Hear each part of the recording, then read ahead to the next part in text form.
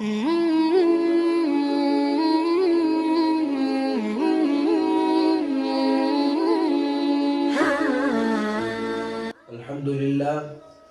للہ وکفا والصلاة والسلام علی اشرف الانبیاء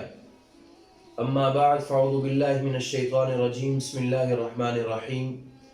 لا يحب اللہ الجہر بالسوء من القول الا من ظلم وکان اللہ سمیعا علیما۔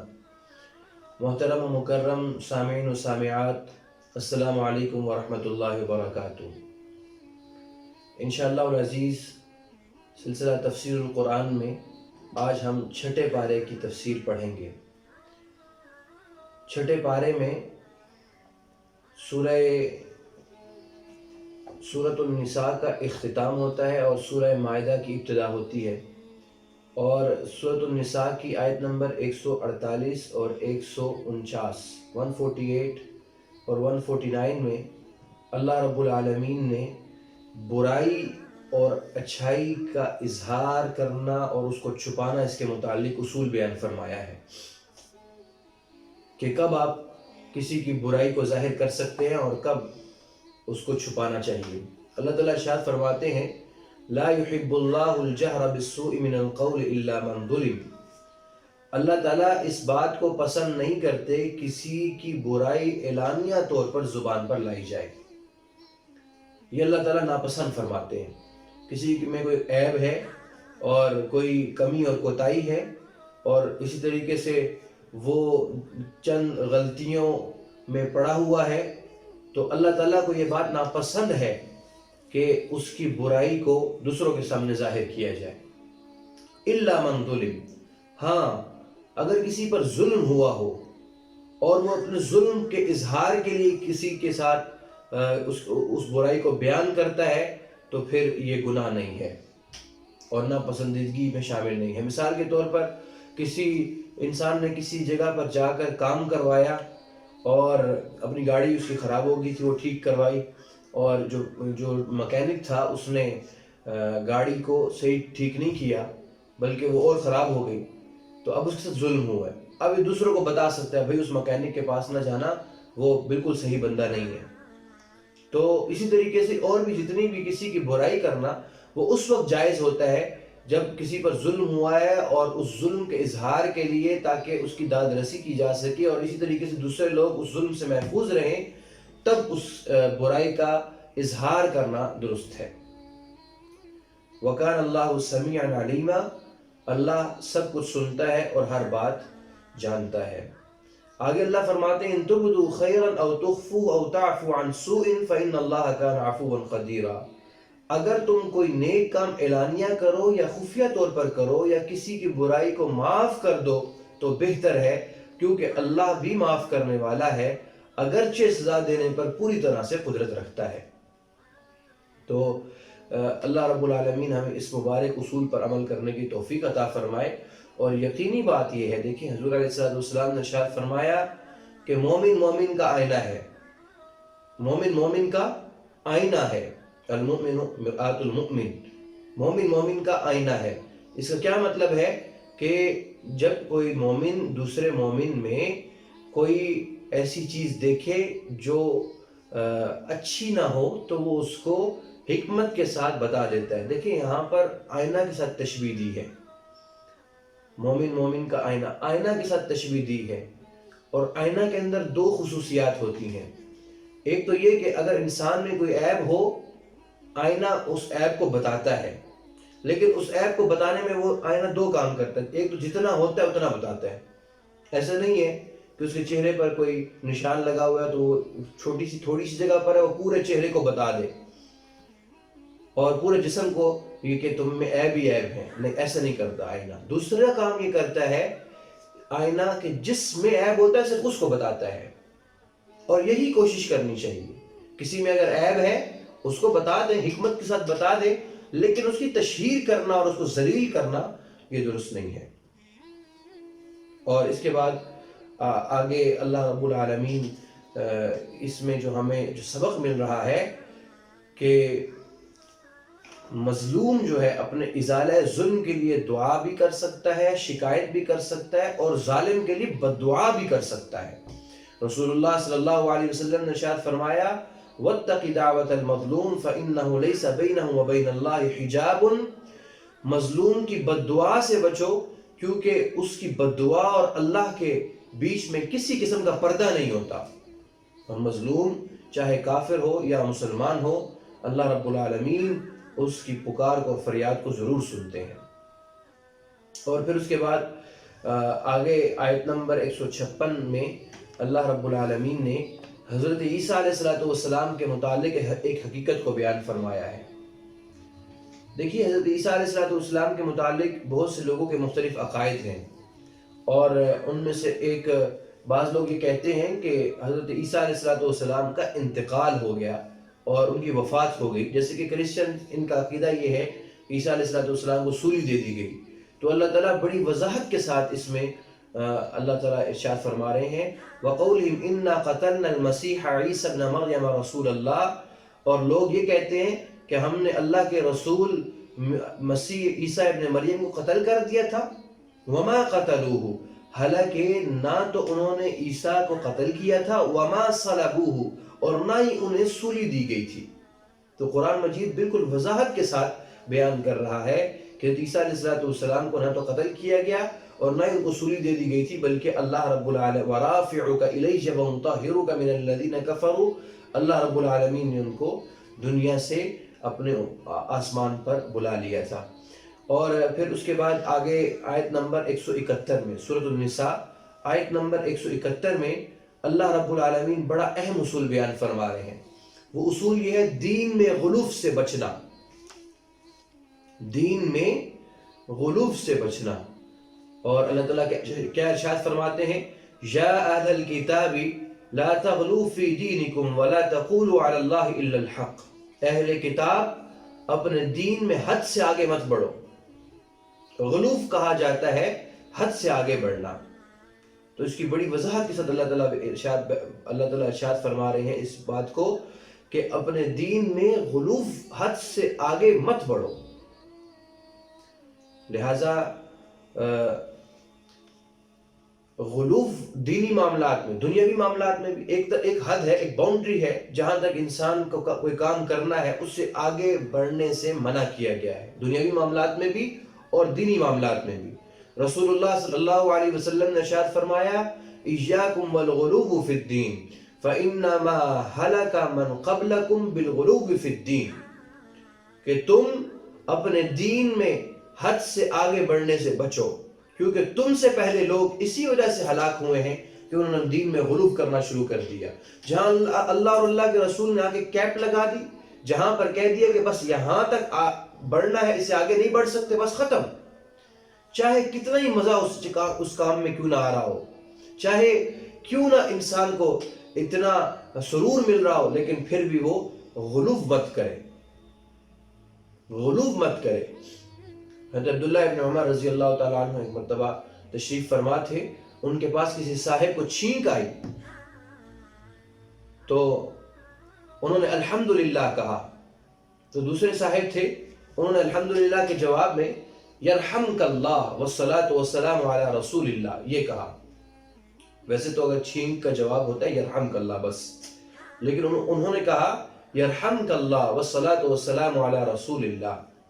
تو عبداللہ ابن عمر نے فرمایا کہ اگرچہ درود رسول اللہ صلی اللہ علیہ وسلم کی ذات پر پڑھنا یہ بڑی فضیلت کی چیز ہے، لیکن ہمارے نبی دو عالم صلی اللہ علیہ وسلم نے ہمیں اس طرح سے نہیں سکھایا۔ یہ بہت اہم ترین چیز ہے، جہاں پر جتنا دین بتا رہا ہے، جتنا رسول اللہ صلی اللہ علیہ وسلم نے بتایا اور جتنا اللہ رب العالمین کی ذات نے بتایا، بس وہ کام کرنا، اس سے آگے نہیں بڑھنا۔ یہ مزاج اپنا بنانا چاہیے، اور یاد رکھیے اعتدال کا جو راستہ اختیار کرتا ہے، اعتدال کا جتنا اللہ اور اللہ کے رسول نے بتایا اس طرح سے جو چلتا ہے، وہ نہ کبھی گمراہ ہوتا ہے اور نہ ہی پریشان ہوتا ہے۔ اللہ رب العالمین اس اہم ہدایت پر ہمیں عمل کرنے کی توفیق عطا فرمائے۔ یہاں پر سورۃ النساء کی تکمیل ہوتی ہے، اور اس کے بعد اگلی سورہ مبارکہ سورۃ المائدہ ہے، اور یہ بھی مدنی سورت ہے، اور اس میں 120 آیات ہیں، 16 رکوع ہیں، اور 2884 الفاظ ہیں، اور 12464 اس کے حروف ہیں۔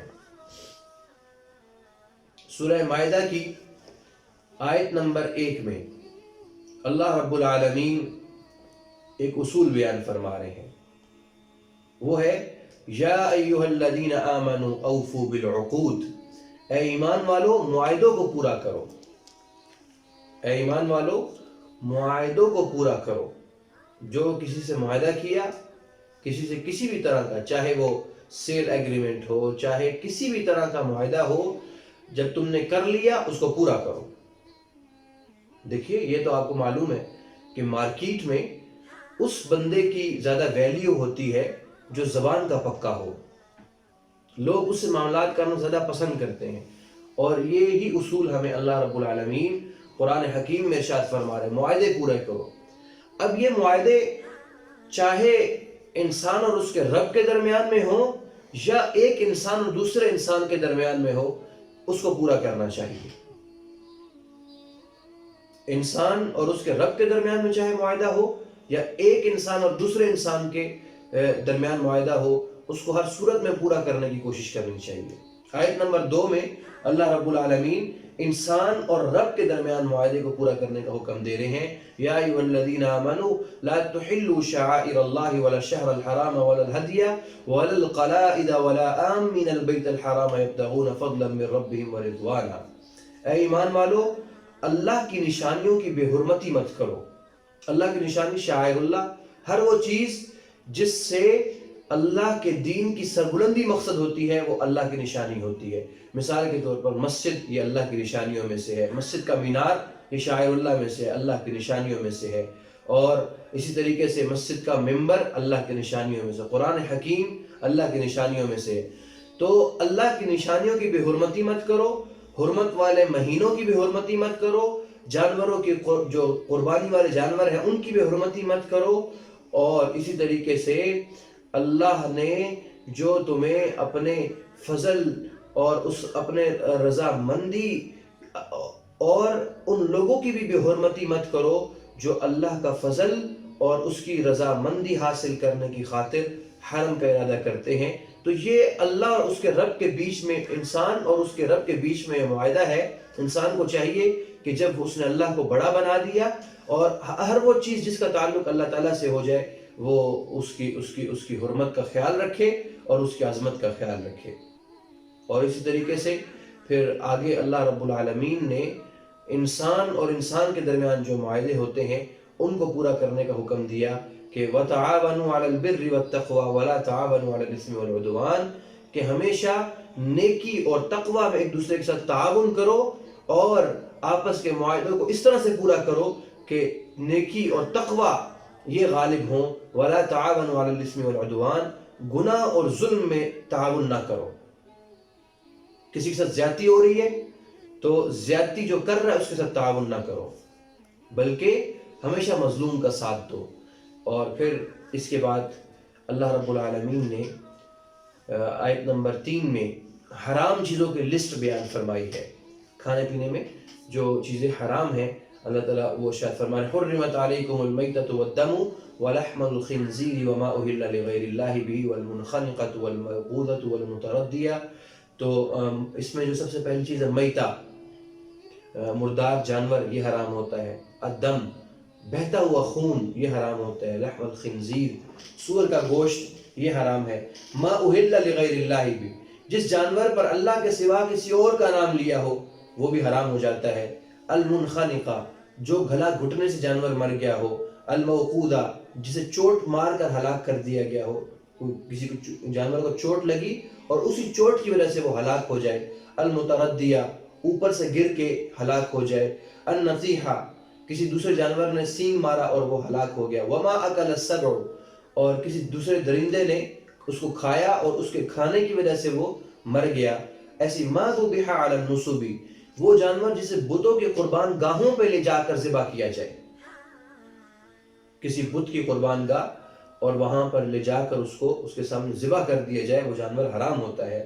یہ حرام اللہ رب العالمین نے یہ حرام چیزوں کو بیان فرمایا ہے۔ اور پھر اس کے بعد آگے اللہ رب العالمین اسی آیت کے آخر میں ارشاد فرماتے ہیں اليوم اکملت لکم دینکم واتممت علیکم نعمتی ورضیت لکم الاسلام دینا، آج میں نے تمہارے لیے تمہارا دین مکمل کر دیا ہے اور تم پر اپنی نعمت پوری کر دی ہے اور تمہارے لیے اسلام کو دین کے طور پر ہمیشہ کے لیے پسند کر لیا ہے۔ یہ آیت مبارکہ ہے جو حجۃ الوداع کے موقع پر نازل ہوئی، اور اس آیت میں وضاحت کے ساتھ دین کی تکمیل کے بارے میں بتا دیا گیا۔ اور احباب یاد رکھیں، دین اسلام چونکہ ہر اعتبار سے کامل اور مکمل دین ہے، لہٰذا اس دین میں کسی بھی قسم کی بدعت نکالنا خلاف شریعت ہے، اور یہ اللہ رب العالمین کے نزدیک ناپسندیدہ ہے۔ اور آج اگر ہم کوئی نیا کام شروع کر دیں اور دین سمجھ کے کر رہے ہوں، گویا کہ ہم اس آیت مبارکہ سے ٹکر لے رہے ہیں کہ اللہ نے تو اس دین کو مکمل نہیں کیا، میرا یہ کام آ کر آج اس دین کو مکمل کر رہا ہے۔ لہٰذا ہمیشہ بدعت سے اپنے آپ کو دور رکھنا چاہیے، کوشش کرنی چاہیے۔ اور اس کے بعد آگے آیت نمبر 6 سورۃ المائدہ آیت نمبر 6 میں اللہ رب العالمین نے وضو، غسل اور تیمم کی فرضیت کے بارے میں ارشاد فرمایا ہے کہ وضو کا طریقہ کار، اس کے فرائض کو بیان فرمایا ہے، اور اسی طریقے سے اگر پانی نہ ملے تو تیمم کرنے کی اجازت دی گئی ہے اس آیت مبارکہ میں۔ اور یاد رکھیے کہ نماز کی صحت کے لیے، یعنی نماز کے صحیح ہونے کے لیے وضو بنیادی شرائط میں سے ہے، اور اسی طریقے سے وضو کے جو فرائض ہیں وہ تو یہاں پر ثابت ہیں، باقی سنن مبارکہ وضو کی وہ احادیث طیبہ سے ثابت ہیں۔ اور پھر اس کے بعد آگے اللہ رب العالمین نے آیت نمبر 33 اور آیت نمبر 33 اور 34 میں رہزنی کی سزا بیان فرمائی ہے۔ یہ رہزنی ویسے تو ہم اگر دیکھیں تو ڈاکے کو کہتے ہیں، لیکن اس میں ہر وہ چیز آ جاتی ہے جو فساد فی الارض کے زمرے میں آتی ہے۔ فساد فی الارض کا مطلب یہ ہے کہ زمین میں انارکی پھیلانا اور دہشت پھیلانا۔ تو اللہ رب العالمین ان کی سزا کو بیان فرما رہے ہیں، انما جزاء الذین یحاربون اللہ ورسولہ ویسعون فی الارض فسادا ان یقتلوا او یصلبوا او تقطع ایدیہم وارجلہم من خلاف او ینفوا من الارض۔ جو لوگ اللہ اور اس کے رسول سے لڑائی مچاتے ہیں، لڑائی کرتے ہیں اور زمین میں فساد برپا کرتے ہیں، کسی بھی طریقے سے وہ فساد برپا کرتے ہیں، ایسے لوگوں کی سزا یہ ہے کہ انہیں یا تو قتل کر دیا جائے، یا سولی پر لٹکا دیا جائے، یا ان کے ہاتھ پاؤں مخالف سمتوں سے کاٹ دیے جائیں، یا انہیں زمین سے دور کر دیا جائے۔ یہ تو دنیا میں ان کی رسوائی ہے، باقی آخرت میں ان کے لیے اللہ تعالیٰ نے زبردست عذاب تیار کر رکھا ہے۔ تو مختلف کیٹیگری اللہ تعالیٰ نے اس کی بیان فرمائی ہے۔ اگر کوئی ڈاکوؤں کا گروہ ہے، وہ آتا ہے اور آ کر صرف لوگوں کو قتل کر دیتا ہے، تو بدلے میں وہ قتل کیا جائے گا۔ اور اگر وہ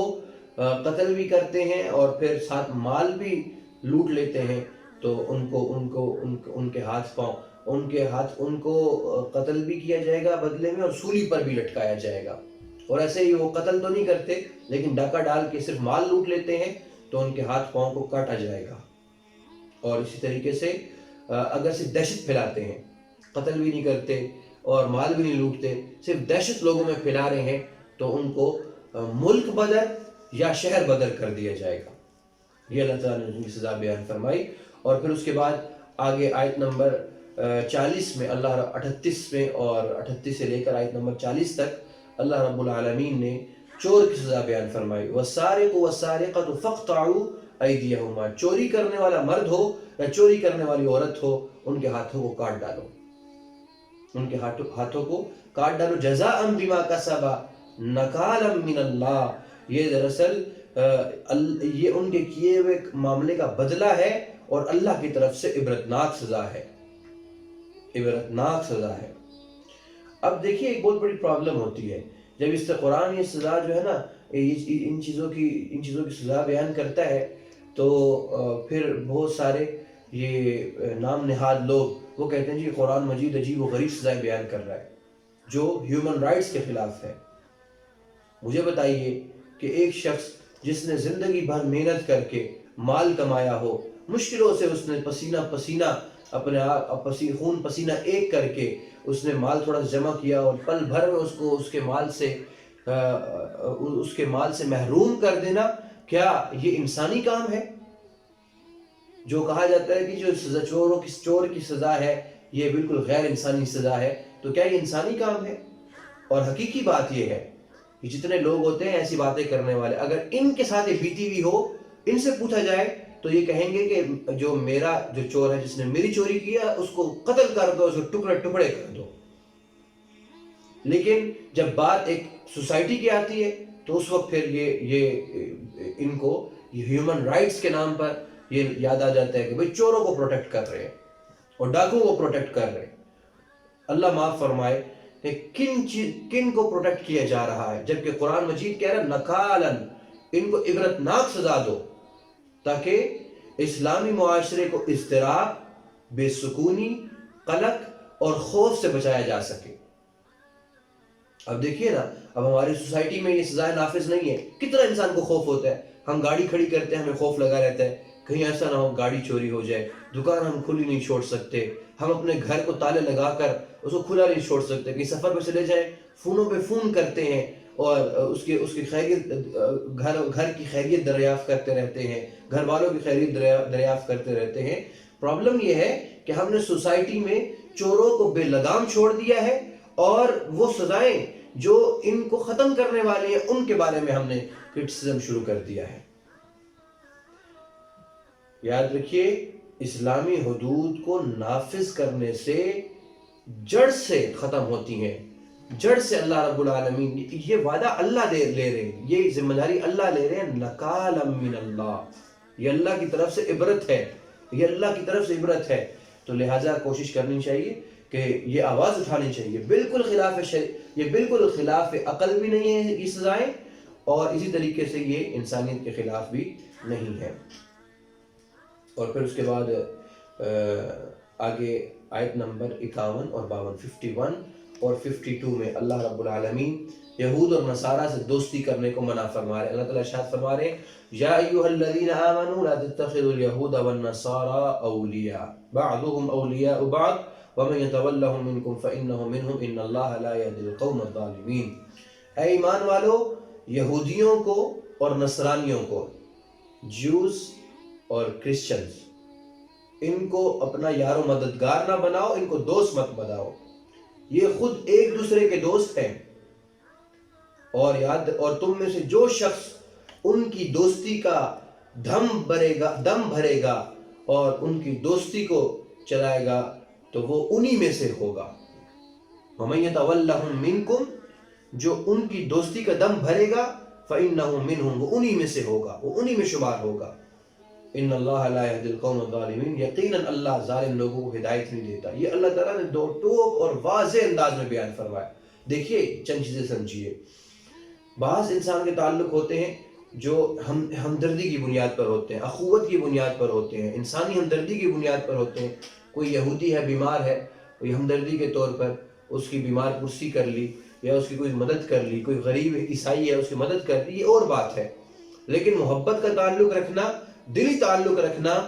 یہود اور نصارہ کے ساتھ، یہ حرام ہے، جائز نہیں ہے، قرآن حکیم نے واضح طور پر بیان فرمایا ہے۔ اچھا، اب یہ کیسے پتہ لگے گا کہ ان کے ساتھ ہمارا ہمدردی کا تعلق ہے، نہ کہ قلبی تعلق اور محبت کا تعلق ہے؟ اس کی سب سے بڑی نشانی یہ ہے کہ اگر انسان یہود و نصارہ کے ساتھ دوستی رکھتے ہوئے اپنے دین پر عمل نہ کر سکے، یا کلی طور پر یا پارشلی اپنے دین کو چھوڑ دے یہود و نصارہ کی دوستی کی وجہ سے اور ان سے تعلق کو برقرار رکھنے کی وجہ سے،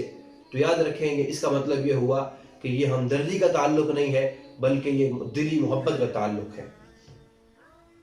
کیونکہ جب آپ کسی کے ساتھ محبت کرتے ہیں تبھی ان کی چیزوں کو اڈاپٹ کرتے ہیں اور اپنے دین کو چھوڑتے ہیں۔ اور سامعین و سامعات، تاریخ اس بات پر گواہ ہے، تاریخ اس بات پر گواہ ہے کہ جس نے بھی مسلمانوں کو نقصان پہنچانے کے لیے یہود و نصارہ سے محبت کی اور دوستی کی پینگیں بڑھائی ہیں، محبت کی ہے، سب سے زیادہ نقصان اسی کو ہوا ہے۔ میر جعفر ہو، میر صادق ہو، کوئی بھی ہو، جس نے یہود و نصارہ کے ساتھ محبت کرنے کے دعوے کیے ہیں، سب سے زیادہ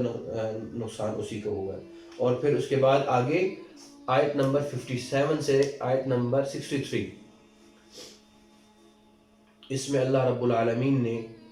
بہت اہم ترین اصول بیان فرمایا ہے۔ اللہ تعالیٰ ارشاد فرماتے ہیں کہ یا ایھا الذین آمنوا لا تتخذوا الذین اتخذوا دینکم ہزوا ولعبا من الذین اوتوا الکتاب من قبلکم والکفار اولیاء، کہ اے ایمان والو، جن لوگوں کو تم سے پہلے کتاب دی گئی تھی ان میں سے ایسے لوگ بھی ہیں جو تمہارے دین کا مذاق اڑاتے ہیں اور کھیل انہوں نے تمہارے دین کا بنا رکھا ہے۔ ایسے کافروں کو اور ایسے لوگوں کو اپنا دوست مت بناؤ۔ تو دین کا مذاق اڑانے والوں سے دوستی کی ممانعت کر دی گئی ہے۔ جو شخص بھی کسی بھی طرح سے دین کا مذاق اڑاتا ہے، دین والوں کا مذاق اڑاتا ہے دین کی وجہ سے،